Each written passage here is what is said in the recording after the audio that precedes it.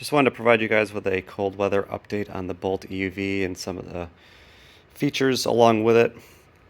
Uh, Having snow on the ground now, salt, dirt that they put on the roads in the Northeast.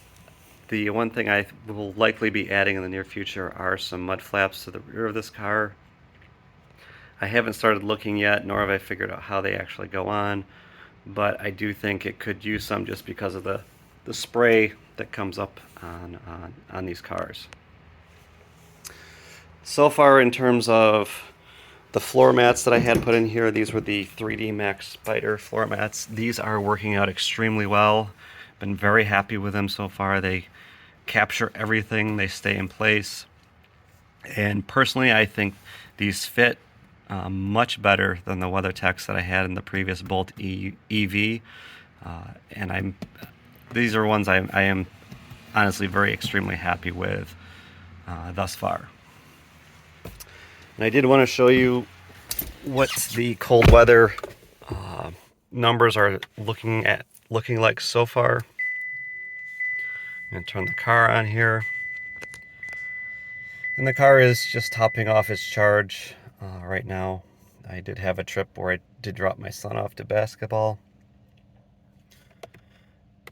But thus far, it has been ranging between 2.5 and 2.7 miles per kilowatt, with temperatures outside ranging between that 20 and 30 degrees, driving in snow. I typically have the heat between 72 and 73 degrees. I don't turn it off because I don't want to play the whole compromise game, which you can do. Some people do. They'll turn the heat off to extend their range, but honestly, if it was the only time I would ever consider doing that is if I was really far from a charger and I needed to absolutely make it to my destination.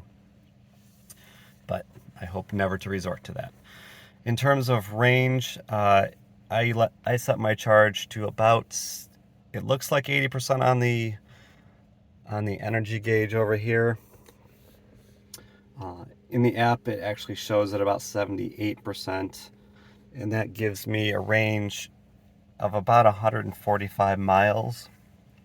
And if I let it fully charge to 100%, this typically shows between 175 and 180 miles, which is quite accurate for almost any type of driving you would end up doing, whether that be on the expressway or be on the suburban route of roads and running around.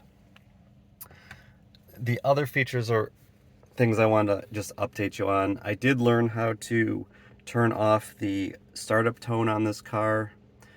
It is under the system, it's under sounds, and then startup, shutdown sounds. I turned this off because I was honestly one of the more annoying features of this car, and with that turned off, it is much better. The other one that I recently turned off because I'm just not a fan of how they operate was the rain sensing wipers. The car does have them, but I found it was not wiping as soon as I would have wanted the wipers to wipe, so I did turn it off so I can control when they're actually wiping. Other than that, that is my update for today.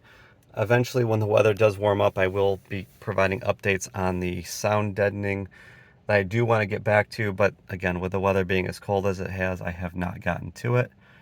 And I will be providing another update after Qmerit has done their installation. That was scheduled for this past Tuesday, but with scheduling conflicts, we have rescheduled that to this coming Friday, which I am looking forward to, and I will provide an update at that time. Thanks.